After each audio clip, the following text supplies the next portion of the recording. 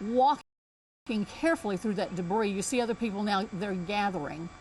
Of course, we're trying to find out if the kids were being sheltered there or someplace else.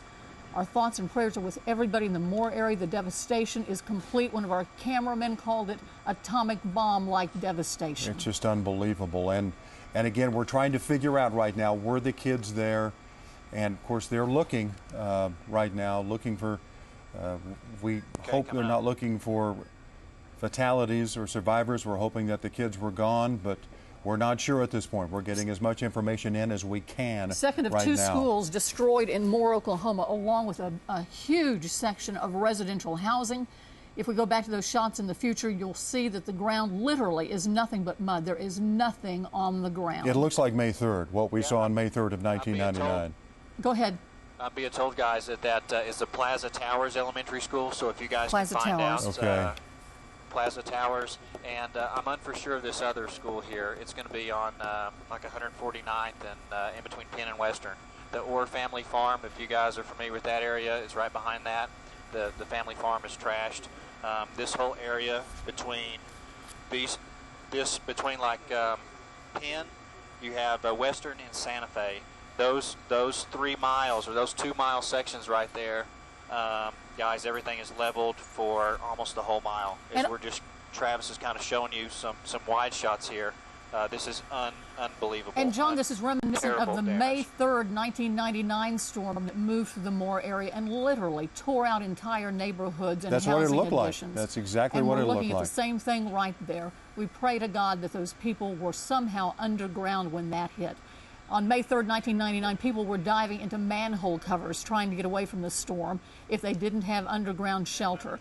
Mike Morgan was warning these folks at least an hour, at least 30 minutes before the storm hit, to leave the area if they did not have underground sheltering in place. We hope that that's the case. We hope the death toll does not resemble that May 3rd tornado. Mike, was that the exact path of the May 3rd tornado? Was that the? This was along the exact path, and then as it came deeper into Moore, it's a little bit on the southern sides of the May 3rd path. And I don't want to make comparisons too much to May 3rd, just in terms of, well, what I'll say is this tornado is, I believe, is wider.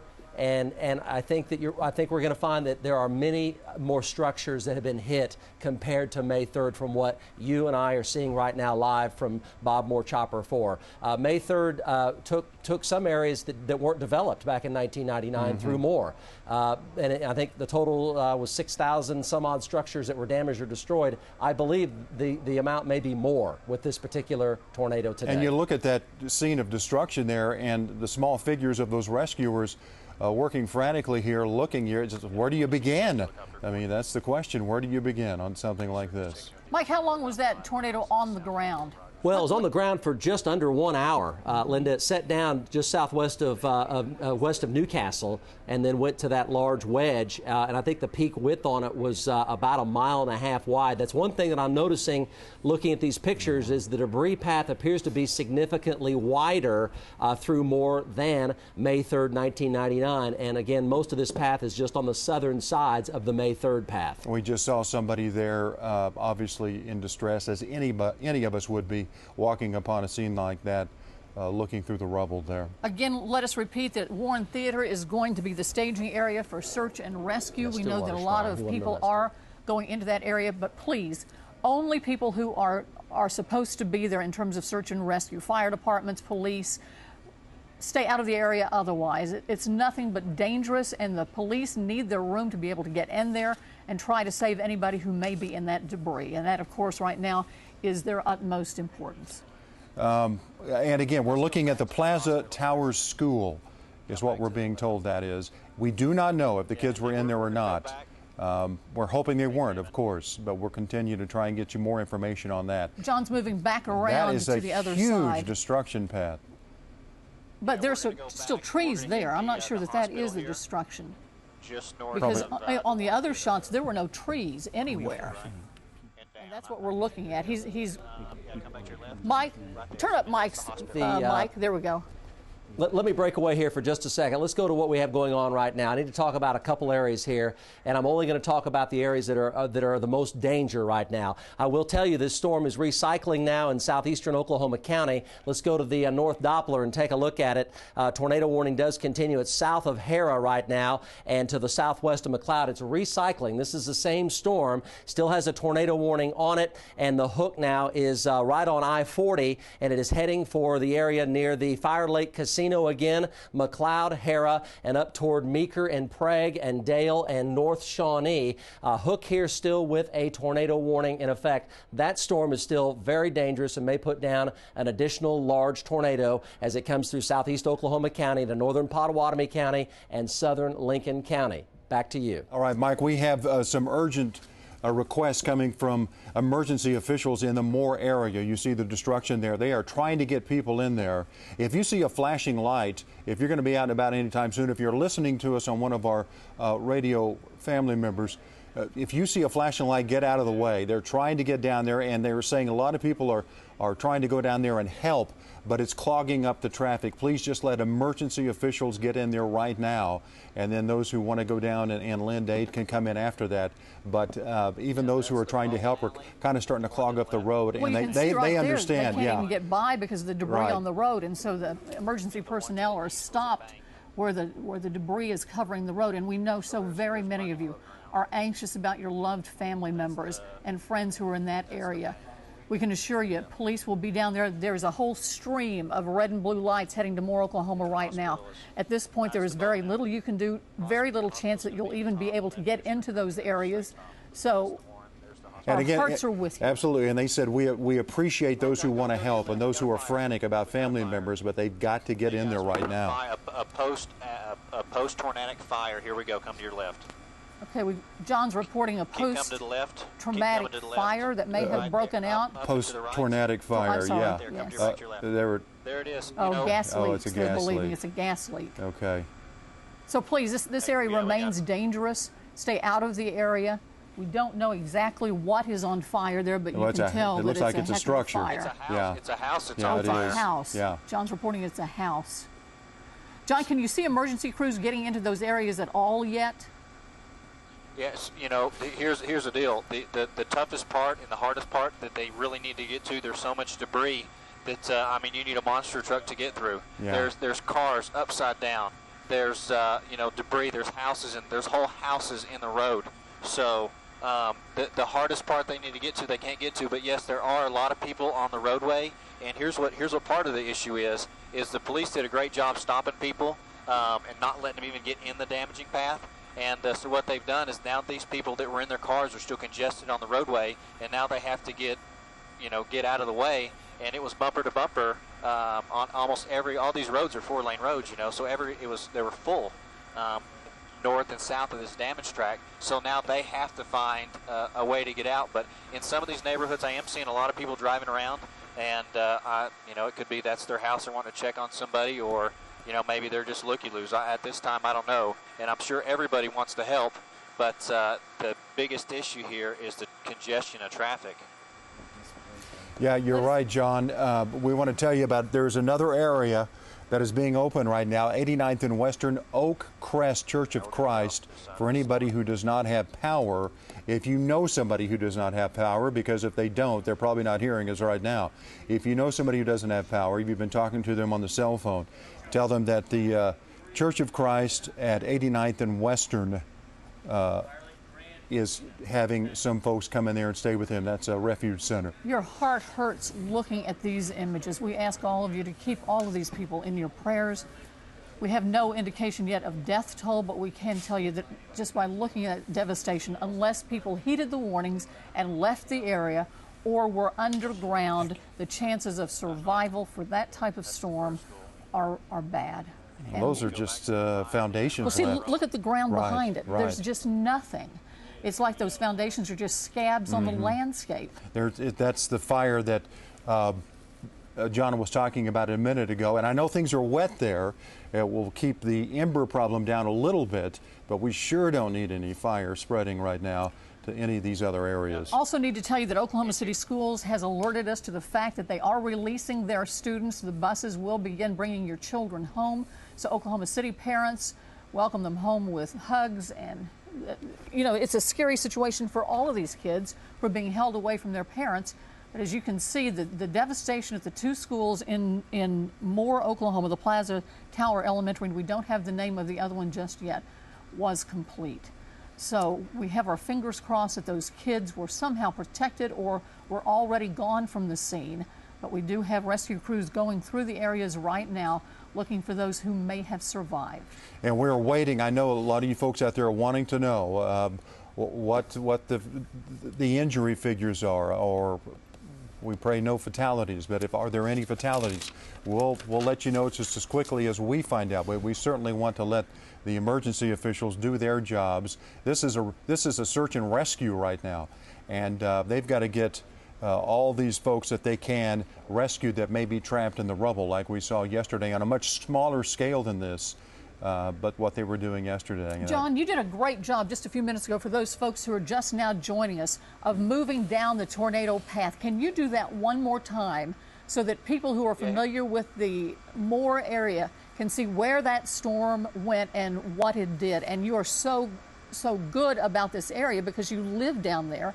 And I know that you fear for your family right now, but thank you so much for staying in the air and helping us out with these pictures, because I think it's what our viewers need to see as this storm continues to move. Now, Mike's going to come back in just a moment with other areas that may be of concern to viewers where this tornado is heading, recycling and heading again. But if you'll take us back to where the tornado entered Moore and show us what you see and describe it again for us, I think that would be priceless. And you might give us a cross streets too, John. Yeah, coming back to the left. All right, coming back to the left, we're going to have Penn, and in Oklahoma City, it's going to be 134th Street. Yeah, but hang on, come back to the right. Sorry, and right there, that intersection, that's Penn and 134th. And back to the left there's a lot of scabbed landscape, homes out here, kind of on acreage, so there's not the population density is not there. So we're going to start right here at Penn and 134th Street. We're going to pan back to the right. So in Moore, this is going to be 4th Street for you guys we're fixing to come into. And as you can see, all the houses right here, primarily roof damage.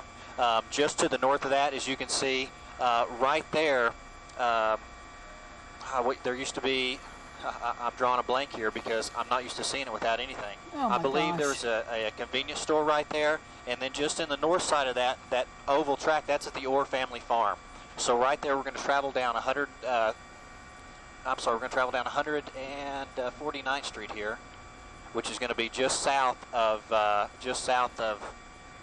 Warren Theater. We're in between 4th and 19th Street. We're tracking along. There's the new Dick's that they built, the Target, the Home Depot. We're coming up this way right here. Are those the buildings we see destroyed in right there? That was a Home Depot and a Target. Is that what you're saying? No. That's the Plaza Towers Elementary School. Plaza Towers, okay. Yep, we're just north of 19th Street, south of 4th Street, and we're fixing to cross Santa Fe. If you guys are familiar with this area, there's like the golf course here on the south side of the road. All this where the house is burning at's in that neighborhood that's just north of, like there's a Dan McGinnis, like an Irish pub right there, just north of that. We're going to continue to go to the east over several other schools and homes that if Travis go just to the left just a bit, that's that first elementary school we showed you right there, and now we'll back out and we'll continue to come. Now this, where we're coming to right now, is just on the south side of the Moore Warren Theater. This is going to be on Telephone Road in between 4th Street. That's what? Yeah, we're coming up on so there's the Warren over on in between 4th Street. There's the Warren right there. Yeah, right. If we're going to look to your left, Travis will pan back out, and that's the Norman Hospital right there. Right in front of that is going to be the bowling alley, the AMC bowling alley, if you guys are familiar, right there. So in front it's of that gone. was, I believe it's gone. You can still see in the front of that lanes, was yeah. a Century 21 office. To the left side of that was a bank. And now we're crossing I-35. We're just south of 4th Street, and we're continuing to see this is another housing addition that comes into the area. We're coming up to where Moore annexed this property right here. They're putting a park in. We're crossing the railroad tracks now. We're still headed eastbound. Okay. We're coming behind the Oh, alternative my school gosh. here in Moore. We're coming behind the neighborhood market, and we're fixing to cross Eastern. Just to the left is Eastern, right there on the left side of your screen is Eastern and 4th Street. The tornado just tracked just south of Eastern and is continuing pretty much eastbound right now. The next building you're going to see in the top left of your screen is the Brink Junior High. It came just to the south, or the south side of it. Just pretty missed much it. just trashed. I believe that's the gym or the area where the kids do athletics. Just in the top of the screen, as Travis pans out, we're going to show you the that's the Moore Auxiliary, the Moore Public Office Building where John, the I hate to school interrupt you, headquarters but are housed. I hate to interrupt you. Mike needs to come back on to warn people of these storms that are still developing. We'll come right back to you. Mike? And Linda, I'd like to point out, back on May 3rd, 8,100 homes damaged or destroyed, 1,040 apartment complexes damaged or destroyed. The injury count was 583, and the fatality count for the Bridge Creek Moore tornado was 36 deaths. Now, we don't know anything about those statistics right there, the ones that really matter. But I think it's clear to say the 8,100 homes and 1,040 apartment complexes, this is clearly much more widespread and devastating as far as the damage. This tornado was much wider. It does appear to be likely an F5. It's difficult to say scientifically likely an F5, but it looks like it is an F5. And it was a $1.2 billion storm on May 3rd, 1999. This is clearly much more massive in scope in terms of the damage. Geographical area, it's much larger. Let's go ahead and take a look at the storm tracker right now. Now, there are quite a few tornado warnings out. We have Mike Bennett on this one. He does not see a tornado warning right now, but it is heading for Meeker and Prague, just to the north of Shawnee. It's just north of I-40, near the Fire Lake Grand Casino right now. It'll track just north of the Shawnee Mall. That has a tornado warning on it right now. And also severe storms continue in the Midwest City area. Those have some large hail with them, but right now no tornado with that. This one, Reed Timmer, we are in contact with our storm trackers throughout this coverage, and we have them on the Gentners. We're in contact with them. This has had a tornado with it. It is still heading for Pauls Valley, Maysville, Pauls Valley, 432 for Pauls Valley. With that supercell, it has had a decent-sized tornado with it, fairly large. So that's still a tornado warning for Garvin County. And then really out of our viewing area, south of Waurika, down by Ryan, there's been a tornado down there coming into Jefferson County. So those are the three main threat areas right now. Kevin, Linda? All right, Mike, we appreciate that very much. We want to talk now to one of our reporters on the way to the damaged area, Lance West. We might show that over the aerial of what John Welsh is showing us now, that horrific damage Lance is out in there and Moore. more. Lance? Hey, guys, we're traveling southbound. We had to get up I-35. It is absolute chaos. Cars are stopped in the southbound lanes from about Crossroads Mall, I-240. You cannot move southbound on I-35. We have sort of wound our way around through some neighborhoods. We are tailing an EMS ambulance right now, lights and sirens flashing as it heads down toward this particular area that was hit so hard by this storm. We're seeing a huge, dark plume of smoke coming from up in the area, which we can only assume is perhaps a large fire as a result of gas lines that have been severed as a result of this horrific tornado. We are in Moore right now, but we have not seen the damage field just yet. I'd say we're still about a half-mile north of there. We're just now coming up to Northwest 12th, and we're on Shields, I believe.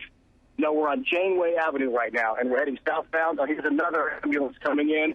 It is all hands on deck, guys. They have got every firefighter and police officer heading down.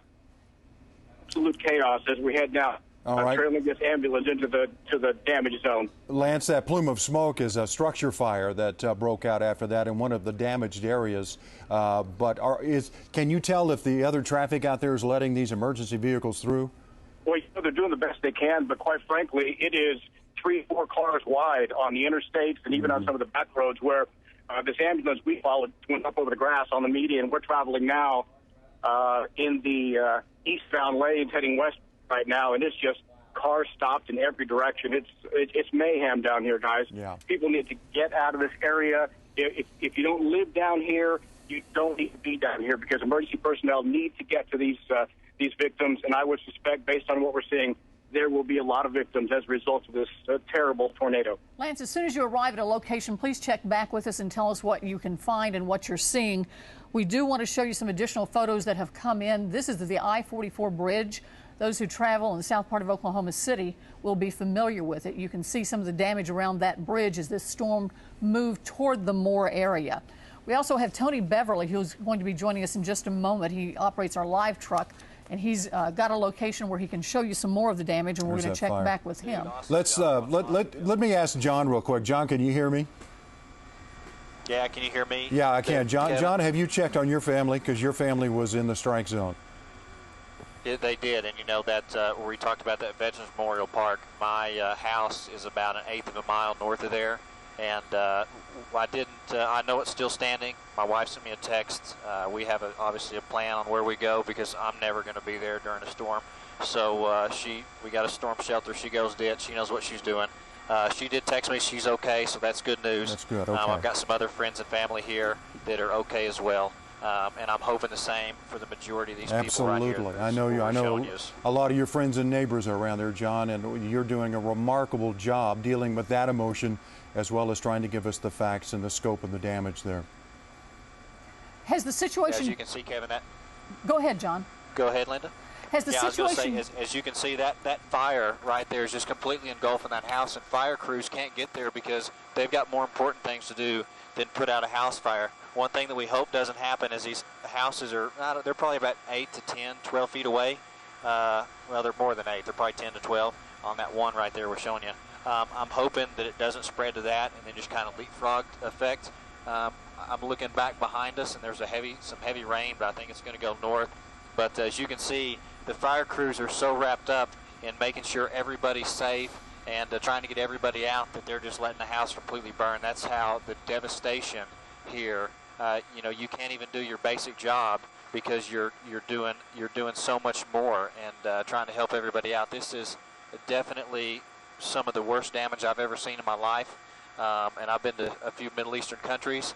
This is especially when this is your hometown. This is where you're from. It's hard to see all this, and these houses are just gone. I mean, the foundation, there's trees, there's nothing. It's just bare ground. It's ripped completely. It's ripped the grass up even. And if it could have ripped dirt up, I'm sure it did. I bet you the elevation's a few inches lower as this storm just tracked from Newcastle all the way to almost Draper Lake there. You know, we become somewhat cavalier, John, when we hear these tornado warnings because you live in Oklahoma, it happens all the time. But when you see the devastation like this, and of course the damage that we saw in yesterday's tornadoes and storms, it reminds you, you have to have a place where you can go underground. It's simply not enough to be in a closet anymore when storms of this magnitude scour their way through our towns and communities and families and neighborhoods. Well, that's so, and I just put together a story about a fellow who and his family jumped in their closet yesterday with that big tornado that went through. It didn't do much good because the house was picked up and turned upside down, and they're all in the hospital now. So what you said is a very good point. It's amazing that the Warren didn't sustain more damage there, John.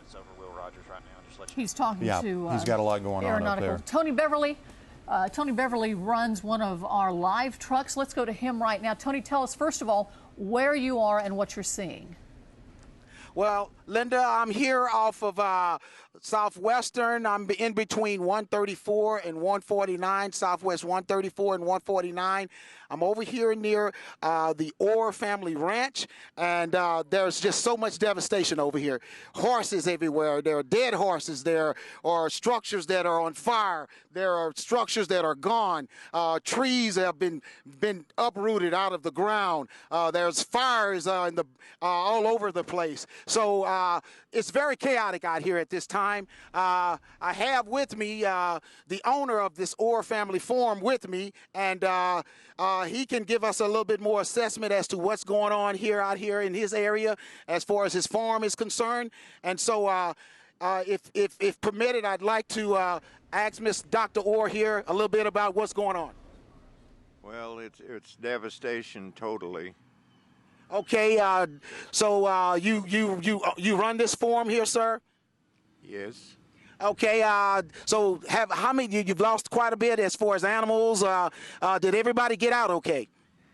Well, as far as we know, so far everybody got out okay. It's just that we have on the Celestial Acres part, we have probably there's maybe 75 to 100 dead horses and some horses wandering around in a stupor, and then Orr Family Farm, which we have thousands of people come out every year, will be rebuilt, but right now it's devastation. Okay. Well, as you can see, there's quite a bit of devastation out here.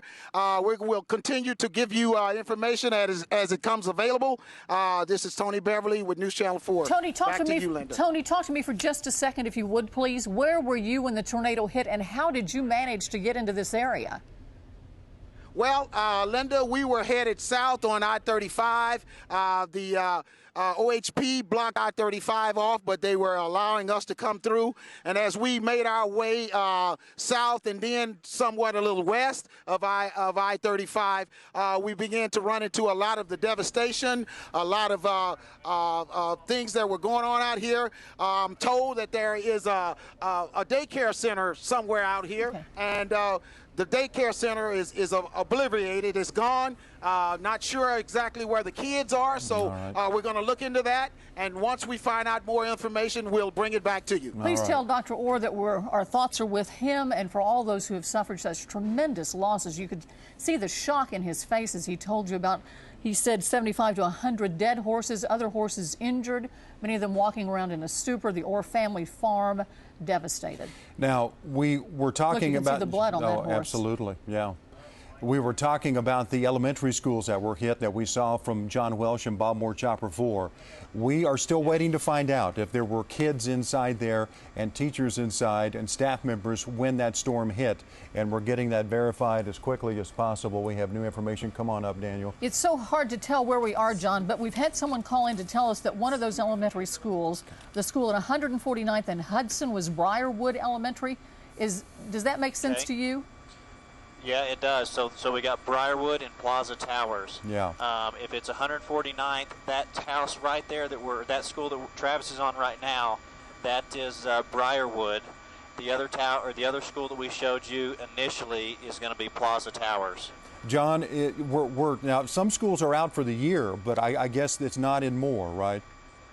No, my kids go to Moore, and I think Thursday's the last day. Okay. But what they do is some of these schools, because Moore is such a big school district, they stagger the bus routes. So some schools get out like at 2:15, and then some schools like Morgan, she has to go, and she stays until like I think 3:40, and they're adjusting it every year. So because of the inflow of the students, so I'm not for sure. We're really getting blown around here. I'm not for sure about times of release for these schools here. So they could have been out for the day. John, thank you very much. We're going to go to Mike real quickly, but let me invite any parents who may have children in those schools. If your children are safe and you know for a fact that they weren't being sheltered in those schools, please call our newsroom and let us know that so we can pass that information along. We've been unable to confirm whether the children were being sheltered in the schools or whether they had already been released. So help us to know that information. Mike? Linda, I think it's shockingly clear that what we're looking at is tragically the biggest destructive tornado in the history of the world, because this destruction is dwarfing May 3rd, which was a $1.2 billion damage storm with 8,000 homes and 1,000 plus apartment complexes damaged or destroyed. This one is, destruction-wise, is 2 to 3 times the magnitude of May 3rd, 1999. So this is the worst tornado damage-wise in the history of the world. I think that is completely and shockingly clear with our pictures from Bob Moore Chopper 4 and our crews. Now, we have important information to pass along. Lincoln County, southern Lincoln County, intensifying storm, could be a tornado on the ground right now. We are in contact with every one of our storm trackers on every storm that is a threat to life right now. Those are the tornado-warned storms. So let's go to the storm tracker, and this appears to be either a tornado on the ground or a rapidly developing tornado. It is heading directly for Meeker. Meeker, you're in the direct path, south side of Jacktown, down Highway 62, over toward Prague. But you folks in Meeker, below ground, Interior closet or bathroom isn't going to do it. You've got to be below ground or out of the way. Storm cellar, basement, or safe room, that's where you've got to be. Meeker. Let's go to Mark Dillard live. He's on that storm right now. It is rapidly intensifying. Mark? Yes, Mike. We are just north of Shawnee on 177, and we have a large, what I'm going to call a bowl-shaped tornado on the ground, I believe. I can't really see through it. It's so dark ahead of me.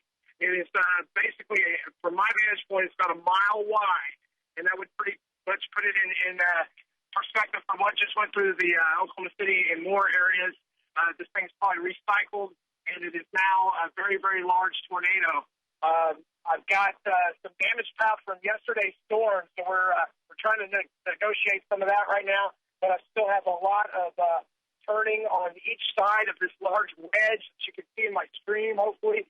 We've got some emergency crews here just along 177 as we're heading north. We're going to try to get into it as far as we can and see what kind of damage it's been doing if it's still on the ground.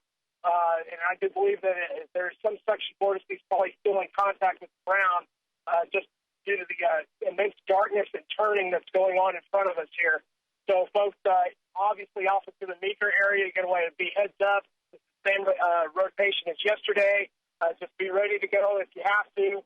And we urge you, if you're in the path of the storm, probably going to want to get below ground or to a safe spot as soon as possible. Mike, back to you. Mark, again, you're right there. Now, the important thing we have to pass along to you, for you folks in Meeker, this is what it very much appears to be a large tornado, and I don't take that statement lightly because this is the same storm that produced the destruction in Moore and the South Metro. It's the same storm. It is cycled. The wind velocities that we are showing are large and violent, so it is a big tornado. You saw Mark Dillard's stream. That was it in the middle of that darkened area. That could be debris, and it is heading directly for the town of Meeker.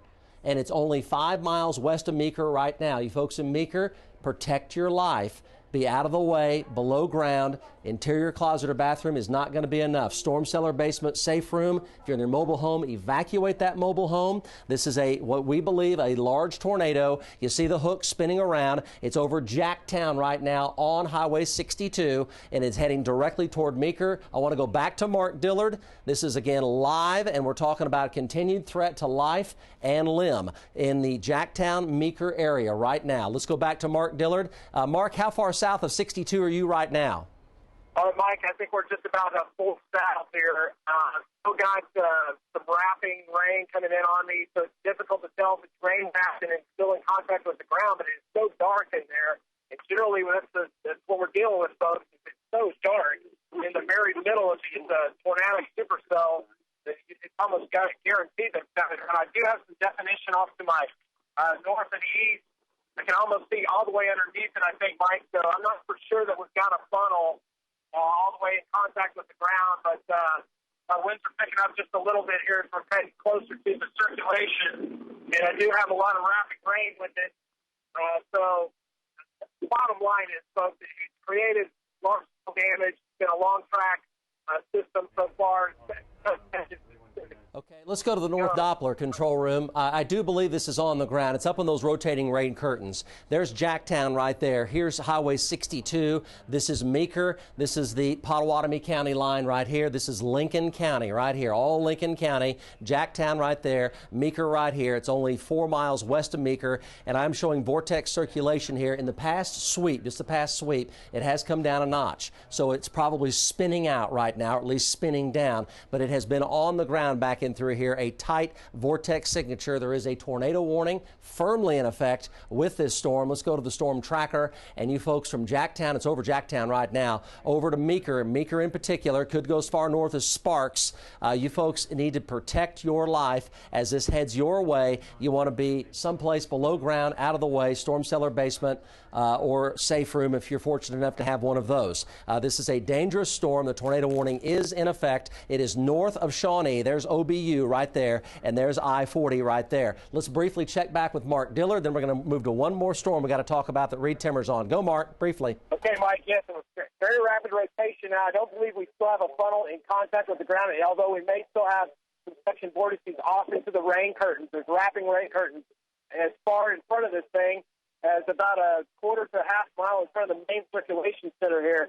So, or even maybe up to 3/4 of a mile in front. It's wrapping down. It's beginning to form another base to it, it looks like.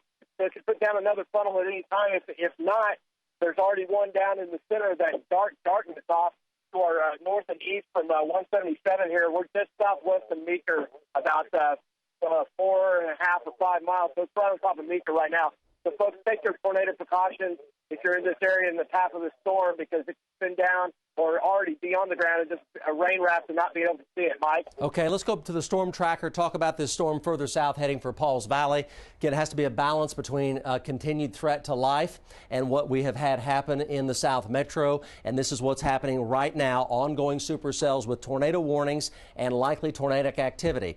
This is to the west-southwest of Pauls Valley, just on the northern sides of Elmore City, but there's circulation very close to Elmore City right now, and it is traveling toward Pauls Valley. Pauls Valley 445, Wynnewood 448, Stratford at 517. Those are the two most serious storms in the state, and if you're in the path of either one of these, you need to be in a very safe location as these move through. There are tornadoes on the ground down at the Red River. That's out of our viewing area, and there are also tornadoes on the ground north of Tulsa up in Washington County. That is also out of our viewing area. Thunderstorms do continue in the South Metro. The primary threat with these is hail up to about quarter size. These are not especially severe based on what we've had earlier today, but that lead storm, Kevin and Linda, you see that between Jacktown and Meeker. That is an imminent tornado, I think likely still on the ground on Highway 62, maybe the northern sides of town, heading directly for Meeker. Back to you. All right, thank you, Mike. We have some new information. Mid-Dell schools have released students on buses. Some are walking right now. Kids from one damaged school are gathering at 156th and Vicky in the Stone Meadows neighborhood. And there's been some flooding at the airport as well. But, of course, the flooding is the least of our worries right now when we have the kind of damage we do in Moore. We're still waiting to hear officially from the Moore school system to find out if children were being sheltered in place at the two schools that were destroyed, Briarwood Elementary and Plaza Towers Elementary. We have received a phone call from a parent only. Let me emphasize that. This is a parent who said they had received phone calls earlier in the day to say that Moore Public Schools were on lockdown until the tornado passed. That is not official word. It's simply our first indication from a parent in Moore about what may have happened. But we have our fingers crossed that those children are all safe. This was taken by Bob Moore Chopper 4 earlier. This was earlier video as when the clouds cleared and John Welsh could see what was happening. And John lives in this area. He lives just a little bit north of there. His home was not affected by this, but his wife and kids, of course, took shelter. They're okay. They text him, but just a little bit to the south of him, you saw what the damage was. A lot of his friends and neighbors there, and we are just hoping for the best on these casualty reports that should be coming in soon. We feel your frustration as well because cell phones aren't working in that area. It's impossible to get information from individual families right now, and we know how frantic you are to have word of your loved ones. We're working as quickly as we can to get any confirmed information back to you that's possible. Right now, rescue and search and rescue crews are on the scene, but so far we've had no word of fatalities or injuries that we can report back to you. They are working frantically to do what they can in an area that has been quite literally devastated. It's been, many areas have been wiped clean in that area, unfortunately, like back in '99. Adam Mertz, one of our many crews on the scene right now. Adam, what can you tell us from your vantage point? It looks like complete destruction behind you. And where are you? It really is. We are at the Orr family farm. We arrived here about 5 minutes ago, and there is absolutely nothing left out here. This is where the horse stalls were, we're told. We just spoke with Dr. Orr, the owner here, and you could see the entire landscape here. This is 106 acres, completely wiped out by the path of this tornado that just tracked right through this area.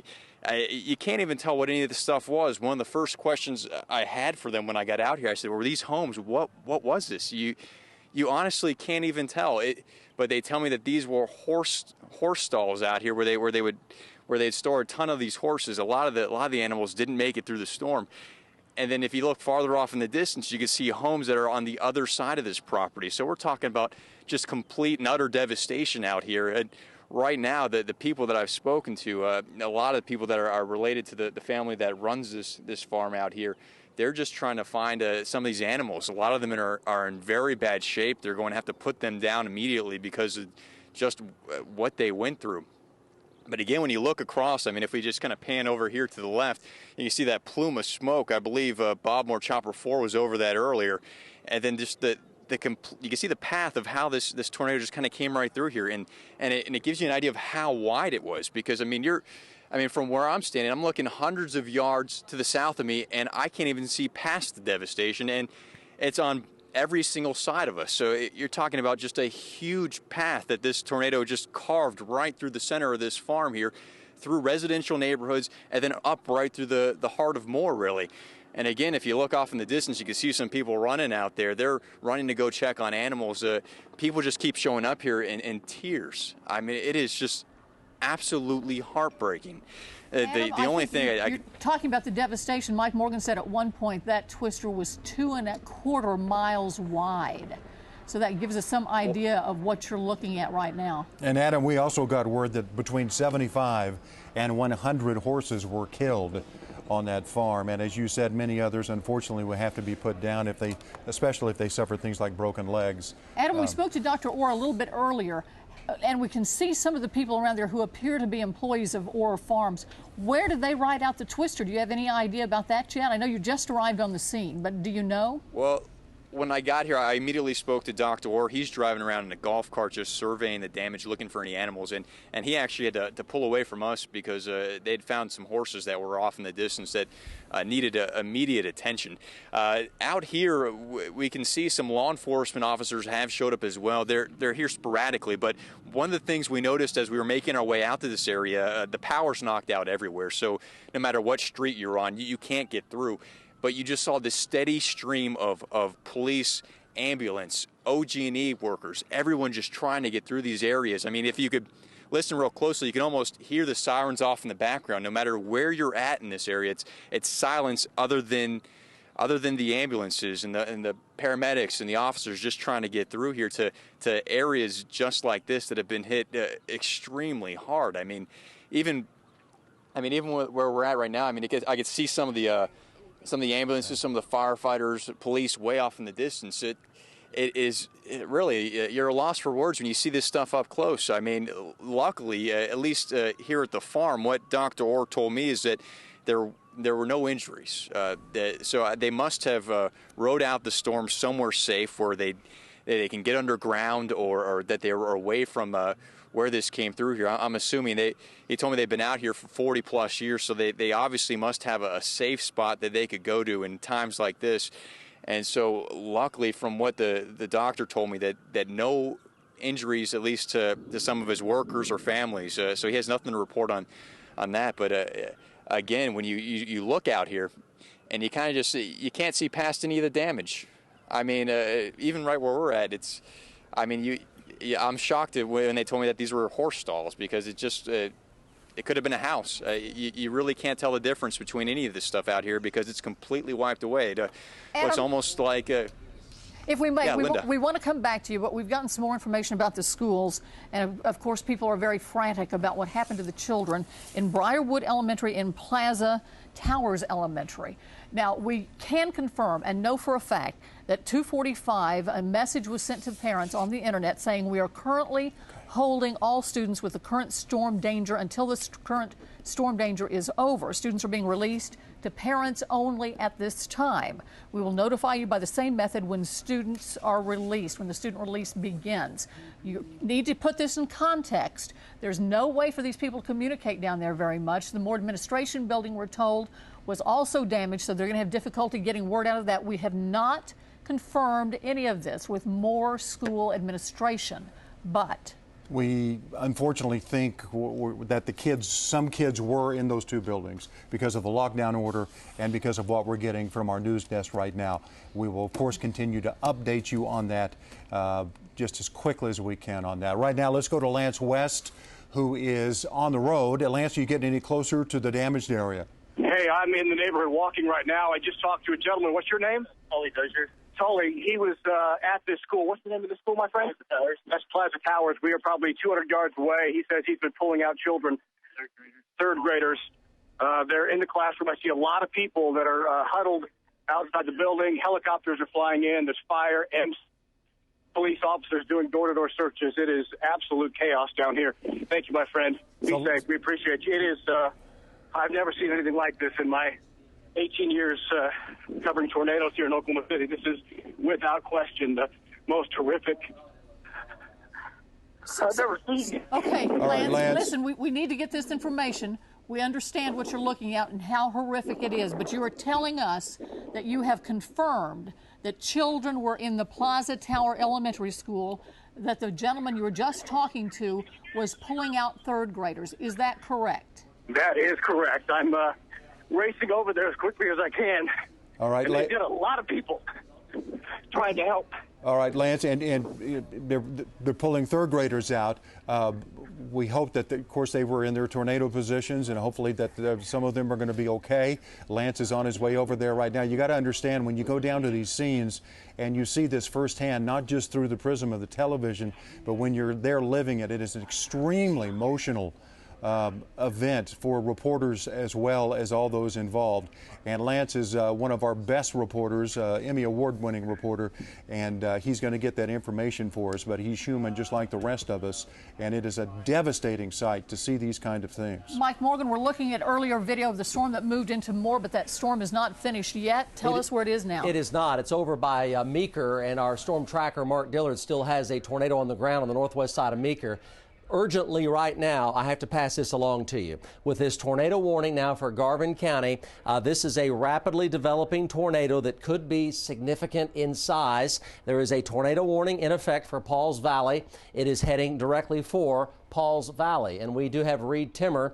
Reed Timmer is on that storm right now, and we'll be checking back with him. But if you're in Pauls Valley, it is heading directly into town, as you can see right now, 442 or before, and then from there it's going to head on up towards Stratford at 511. That is a intensifying supercell circulation, which appears to be a tornado either on the ground or developing to the ground right now. Reed Timmer is on it, but it is heading directly for Pauls Valley. That is an immediate tornado warning for you in Pauls Valley. Let's go to the North Doppler radar, look at Meeker. Mark Dillard still has a tornado on the ground here. This is on the northern side of Meeker. It went to the north of Meeker. That is good news. It is in rural countryside to the northeast of Meeker right now. It'll likely go just south of Sparks, but there is a tornado warning for Lincoln County. Let's go to Weather Show. Here are the tornado warnings that are in effect right now. They are southern Lincoln County, Pauls Valley, all of Garvin County, and southern Jefferson County. Right now, the most immediate threat to life is in Pauls Valley. Kevin and Linda will check in with Reed Timmer and be right back with you. And we're doing our best to get information from Moore, and particularly for parents down there. We have received reliable information at this point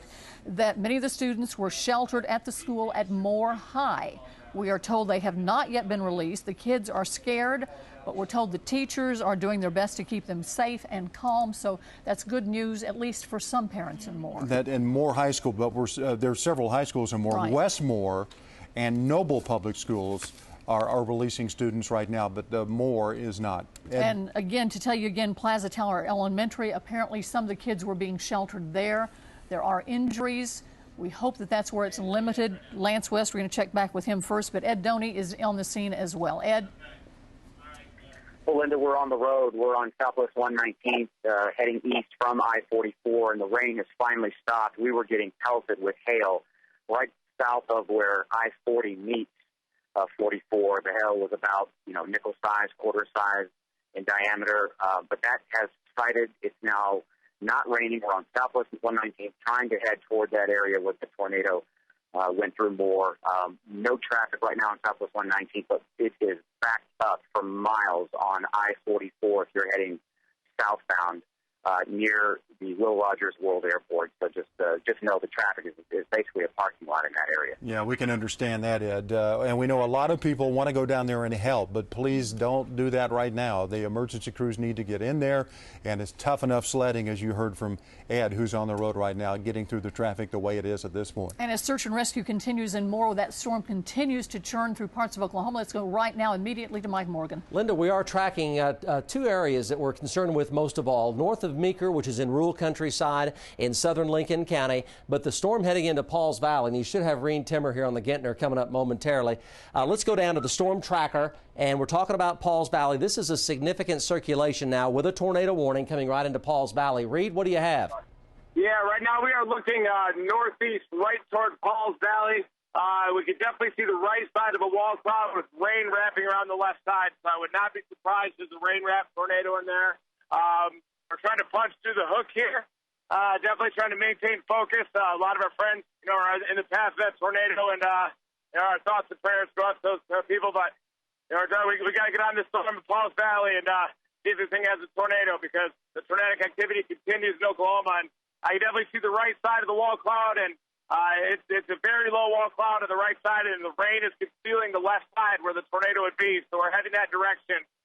Wouldn't be surprised if there's a tornado in there. We'll find out here pretty soon. Okay, there's two main areas. Let's go to the North Doppler, and we're going to stay here with Reed here and just get past I-35. Up here by White Bead, crossing I-35 right now. That'd be to the northwest of Pauls Valley by 4 miles by White Bead. That is a strong circulation right there. And also on the west side of Pauls Valley, a strong circulation right there. You're looking at the actual wind velocities inside the storm, and this is tornado circulation right here. Let's go to the storm tracker, and it is going to be tracking across I-35. You see the hook, and watch how the hook swings around. The hook is swinging around right now, so I'd say either it's on the ground or it is coming to the ground right now, as Reed Timmer was indicating as well. And this is going to be from Pauls Valley up to White Bead, just south of Paoli. This could be hail near baseball size up around Paoli, heading for Byers. The tornado warning has been extended for the panhandle of McLean County, and then it's going into Pottawatomie County. You folks in Pottawatomie County are also under a tornado warning ahead of the track of this supercell with what I believe is a likely tornado. Let's check back with Reed here with a live update. Reed?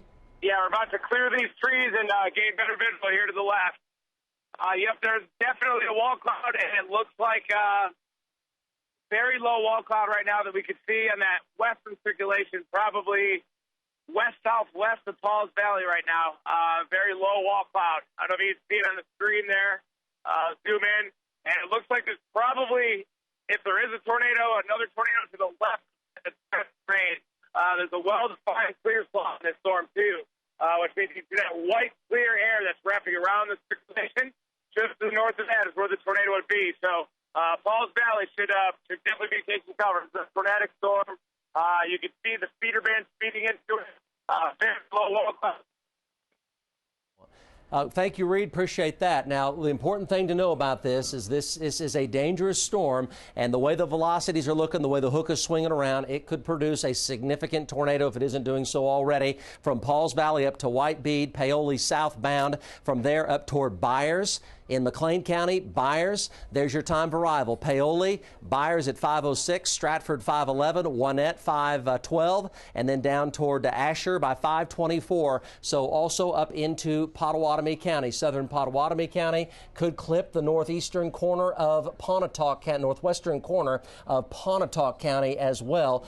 This has all the earmark signs of producing a tornado if it isn't on the ground already. At Pauls Valley right now, there's also a strong circulation just up the road from Pauls Valley, between Pauls Valley and White Bead. So please don't take this lightly.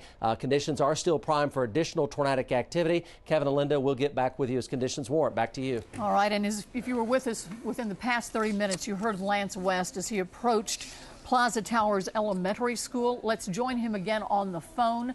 Lance, I know this is a very emotional, devastating scene that you're looking at. Yeah, it certainly is. We are here just 5 feet away from the school right now. What was apparently the gymnasium, there are firefighters and other emergency personnel doing their best to save. Those are classrooms right there? Okay, those are classrooms and hallways, I'm told. I stand corrected from some of the parents out here waiting to get word. It is our understanding right now that there are at least 15 children trapped under this debris. Oh, my gosh. There were 75 kids in the classroom. Okay, I'm telling you, the number has just been upgraded. 75 kids were in that hallway and classroom when this tornado hit. Firefighters are standing on what is essentially a large pile of debris, trying to find these kids that are hopefully still alive. There's a triage center that's set up on what looks like it may have been a basketball court at one point, and they're using doors and pieces of plywood as stretchers to try to get the victims out. I see one little boy. He looks to be probably third grade. Also, a woman next to him who's laying flat, but she's breathing and moving. I would suspect she may be a school teacher. They're just a host of volunteers, folks here doing everything they can. But this is about the worst damage I've ever seen, and you can only pray for the families as they search for these kids who may still be trapped under the debris of the school. Absolutely, and those parents waiting to hear word, my goodness. So, that's Lance, Plaza Towers, right, Lance? That is correct. We're at Plaza Towers, and everything within a square mile of this school has just been decimated by this storm. Lance, are parents being kept back, or are they working to look for their children? They are not allowing the parents to get onto the debris pile, obviously way too dangerous. There are down power lines, debris everywhere with nails, gas leaks, things like that. But there are parents who are trying to make it in here. We, fortunately, were able to follow some emergency vehicles and get access, but most of the folks have been stopped about a mile back from the destruction zone. Have you seen children removed from the debris who have been transported? We just saw one child, and he's standing now. It looks like he's hugging someone, maybe his parent, but we have only seen one child that has been transported. We have seen other people, other victims transported from here in the backs of pickup trucks. There are some four-wheel drives that are maneuvering in. I'm looking at a Jeep right now that seems to have clearance and was able to make it into this area. All right. But for the most part, it's very limited access for the average citizen to get in here. They're going door to door, searching these homes, searching storm shelters. We met a family as they were coming out of their shelter, and they were just devastated. They said that their neighbors were pounding on the door to get in as the tornado came in, and they didn't have the strength to open the door because the wind was so devastating. They don't know what happened to their neighbors. And Lance, we want to verify this again. You're telling us that 75 children were in class when that storm hit Plaza Towers, and they believe those 75, they're searching for all of them right now. Is that correct? That is what I'm being told by one of the rescuers here on the scene, that there were 75 people inside that building in the hallway, which was the secure place, the safe environment, the tornado shelter, if you will. But the walls are gone, cinder block walls that are 8 inches thick, and the roof is completely gone. It basically looks like it just collapsed in on itself, and there are search and rescue personnel on top of this 10-foot mountain of debris going through the pile, screaming for victims. So we're not anything, but we can only hope that they can search and that they continue to yield some positive results. Absolutely. And we do need some hopeful news, and you did tell us, for those just joining us, we're talking about the Plaza Towers Elementary School. 75 children believed, and staff members believed, to be in the school when the tornado hit. They were sheltering in the hallway, which was deemed their safe spot. There is no safe spot above ground for an F5 if this turns out to be that. But Lance, you were saying that you saw at least one child who came out of the debris and was hugging a parent or somebody. Is that correct? That is correct. A young man, probably about 8 to 10 years old, I would say. Okay, well, that's a good sign, Lance, if they were all there together. Loaded. I told you about that Jeep, that four-wheel drive. She's being loaded into that Jeep right now very gingerly, and she will be taken out of here. Also talked to a gentleman by the name of Pat Smith. He has a child in the school. Pulled his child out 10 minutes before the tornado hit, and then came back to help in the search and rescue efforts. And he told me that they pulled out 30 kids alive, but the search continues for even more. All right. Okay, so you're saying of the 75 who were sheltered in that school, 30 were pulled out alive? Is that what you're saying? I do know that there were 30 pulled out. I don't know if there's still 75 more in there or if we can track those 30, but I was told that there were some 75 in that area when the storm hit. You want to be very careful with this information. Yes. Right. All right, yeah, Lance. I mean, obviously, I'm going to continue to get more information from the folks out here. This is all very preliminary. Right. Lance, we appreciate your effort as a parent yourself, and those parents like us watching. It is a very difficult assignment that our Lance West has right now, but nothing compared to what those families are going through at this point. Adam Mertz is on the scene as well in a different part of Moore. Let's go back to him right now. Adam?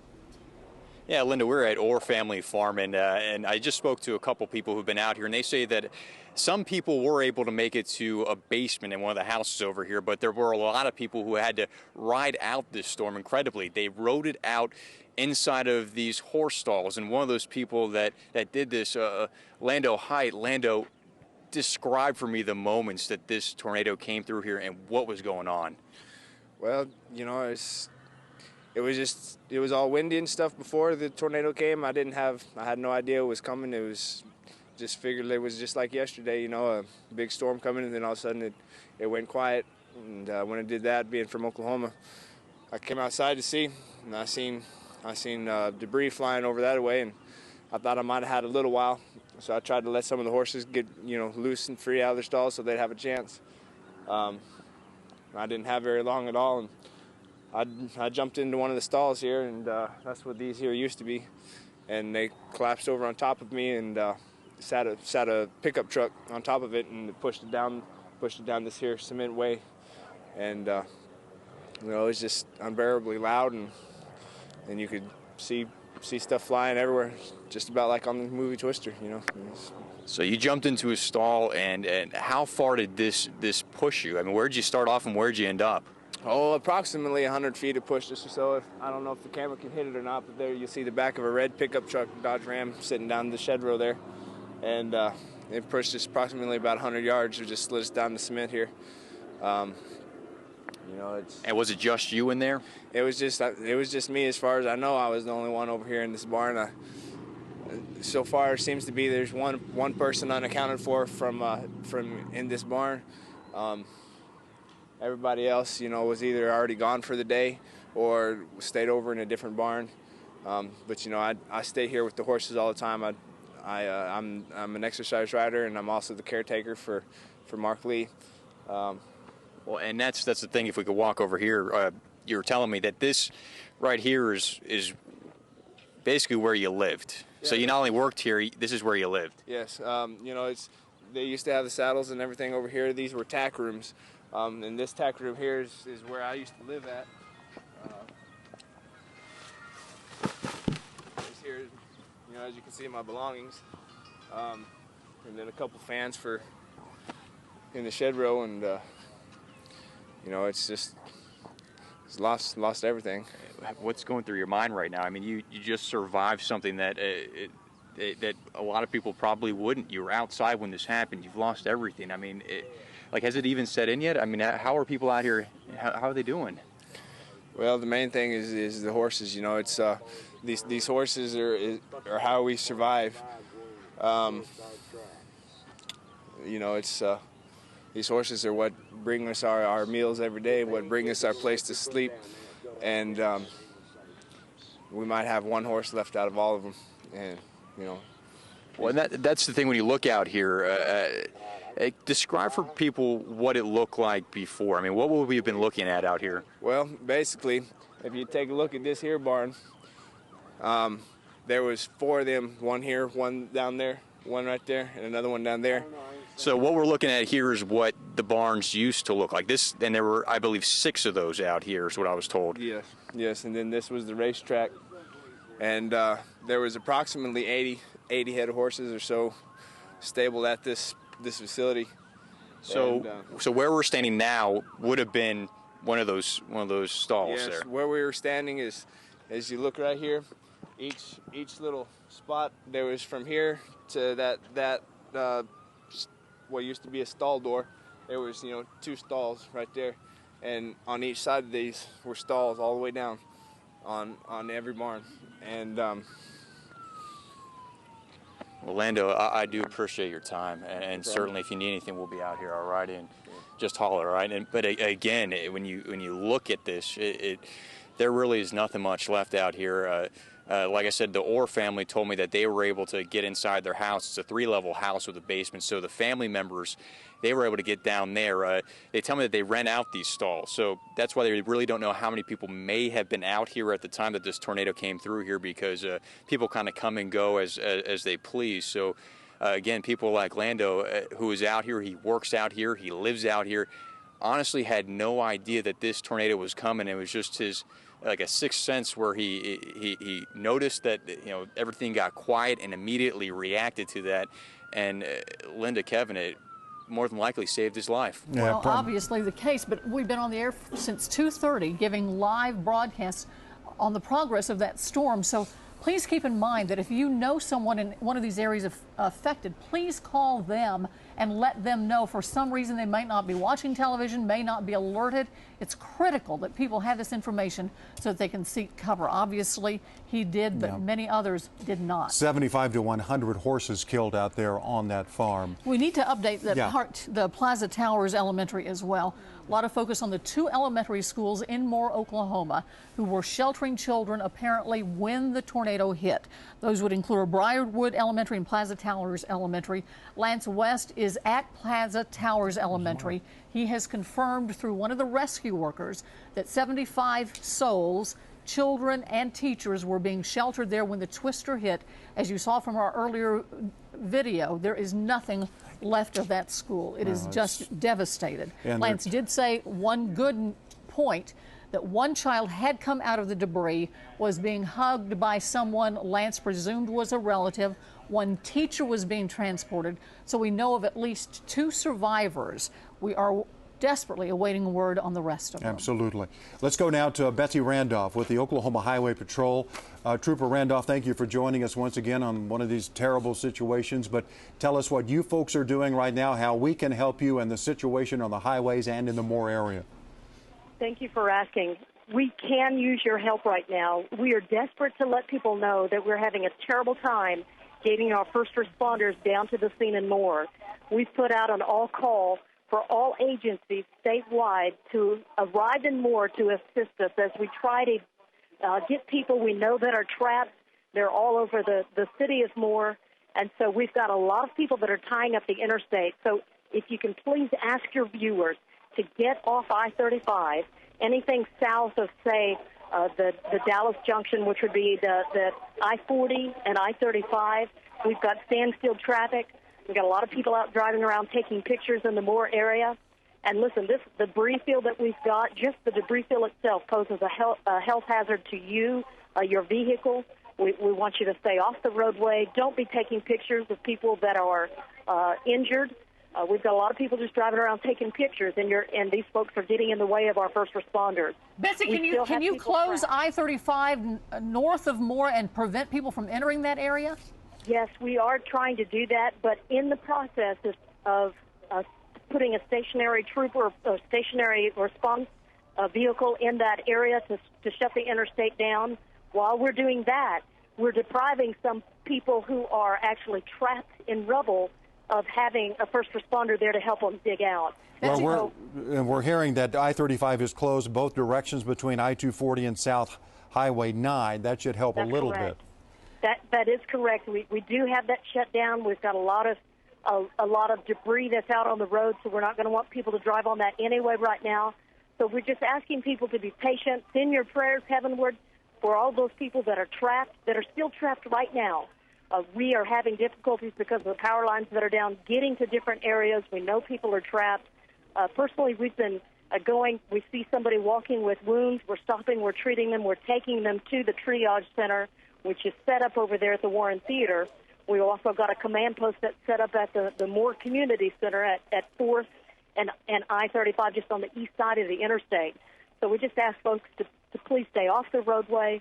Don't get out and take pictures and be looky-loose today. Do what you can to help your neighbors in the time of need. Betsy Randolph, let me ask you one other question. We need some word of hope from this area. Do you know how many survivors have been triaged at Warren Theater? Do you have any idea of numbers yet?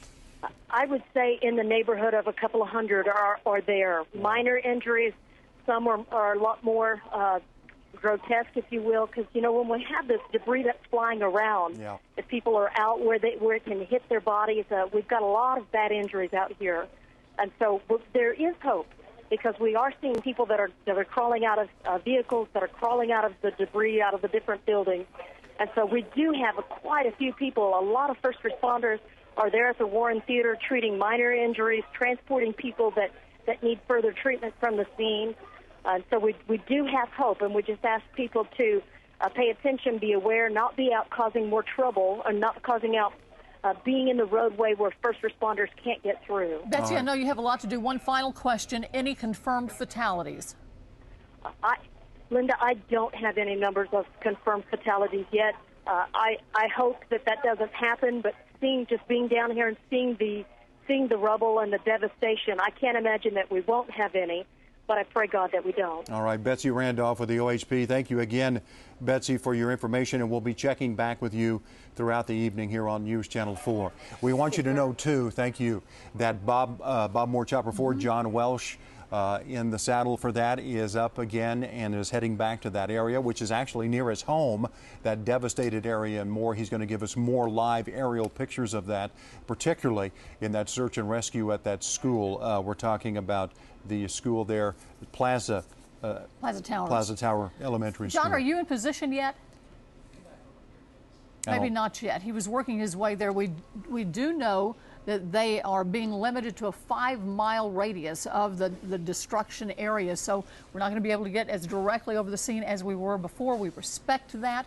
Anything that anyone can do to make the situation better in Moore, Oklahoma needs to be done right now. As you heard Betsy Randolph say, please get off I-35. Let rescue crews and rescuers get into that area. They are needed immediately. Lives are at stake. Let's go back to Mike Morgan real quick for an update on where the storm is now and some of the damage assessment as well. Mike? Kevin, the storm now, the one that hit Moore, is over in southeastern Lincoln County currently, and there's a tornado warning for northwestern Okfuskee County and southern Creek County. That's where that storm is right now.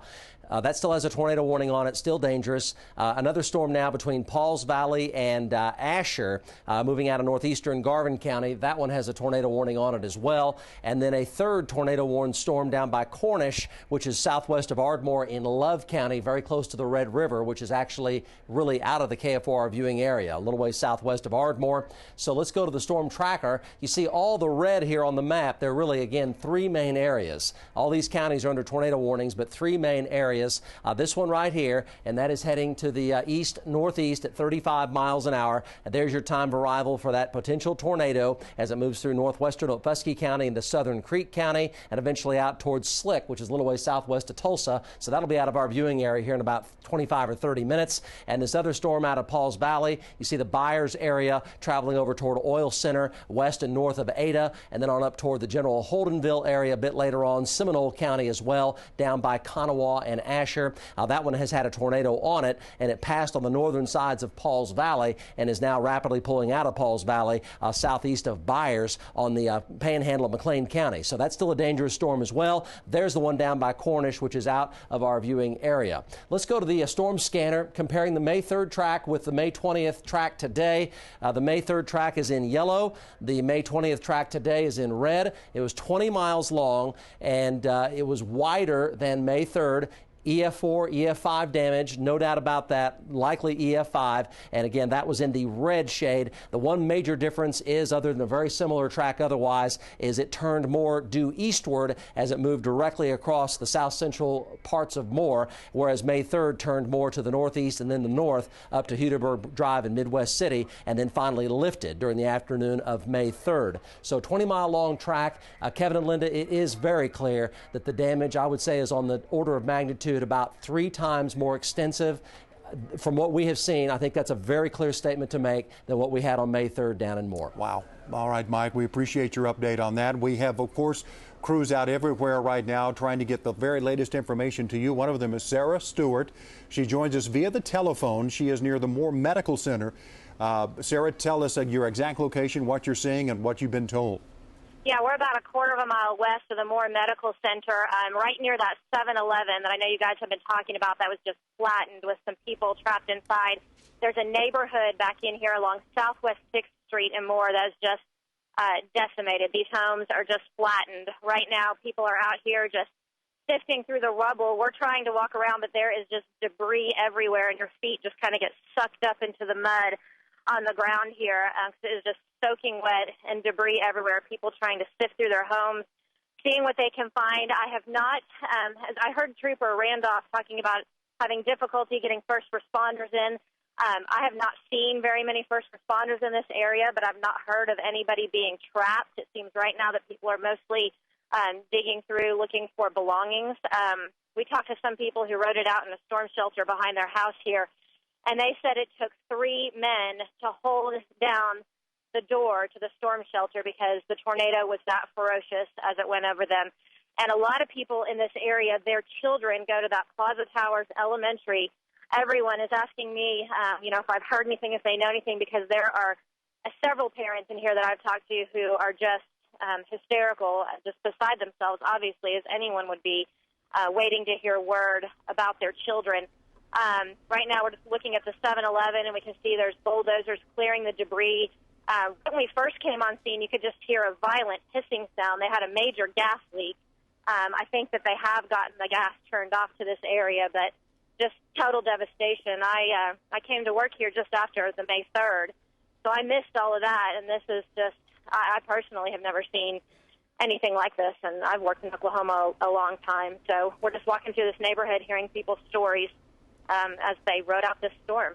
And Sarah, if you get a chance, we're going to check back right now with Lance West to find out exactly what the situation is at Plaza Towers Elementary, where we're told 75 children were sheltered during the storm. We're going to find out information for those parents that you're with, and we hope that some of the information can be good. Let's go to Lance right now. Lance, what's the latest there from the elementary school? Okay, they have just put some yellow tape around the school as they try to get back a lot of the folks who have been joining in the search efforts because, quite frankly, it is noisy, and if there are children who are crying or screaming for help, they can't get to them. So they're trying to get some hysterical parents back.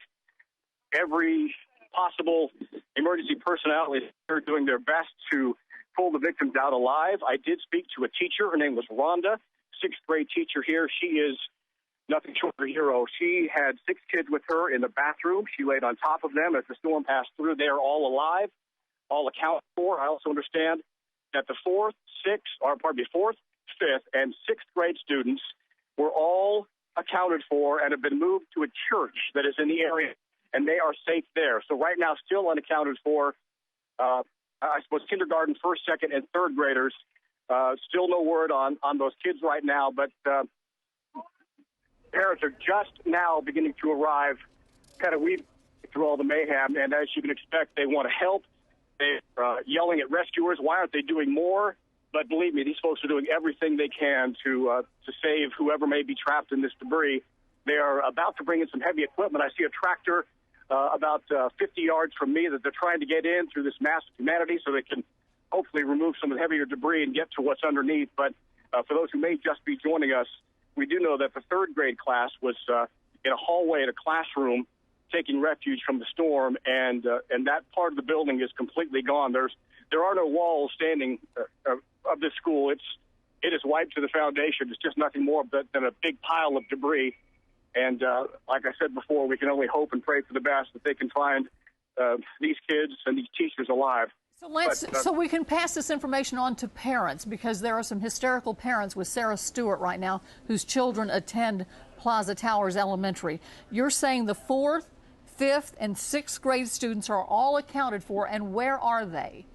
They are at a church, which is about a quarter mile from here. I will see if I can get the information. The name of that church I don't know right now, but I was told by the teacher that those grades were escorted there before the tornado hit. They were not in the school at the time, so they are safe. I've just walked up on another triage center. It's essentially a red tarp that's laid on the concrete. There's a woman here whose head is wrapped, a blanket over her. She is breathing.